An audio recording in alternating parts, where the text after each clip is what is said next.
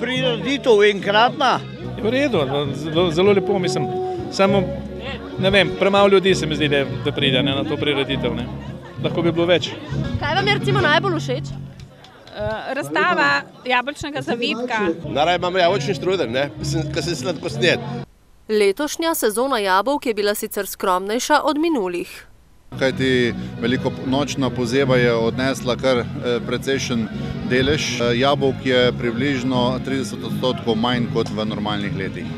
Dobrodošla novost, vsaj tako je bilo slišati med obiskovalci, je bila predstavitev topliških gostiln s kulinaričnim ustvarjanjem na temo jabolk.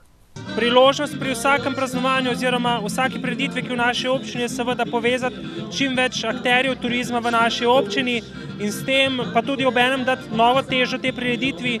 Širše je praznik topliškega jabolka, na katerem si roko podajo domača občina, Novomeški kmetijsko-gozdarski zavod in Društvo podeželskih žena Dolenjske Toplice, znam predvsem po prikazu izdelave jabolčnega zavitka in njihovem ocenjevanju. Na letošnjim jih je komisija ocenila 25. Čutim, da je vsako leto boljša kvaliteta. 8 je bilo zlatih, potem 17 srebrnih, tako da je kvaliteta veliko porastla. Najboljši štrudelj je spekla Marija Jakše z Malega Podljubna, najtežje jabolko s kar 667 grami pa pridelal Matjaž Zagorc iz Šentjerneja.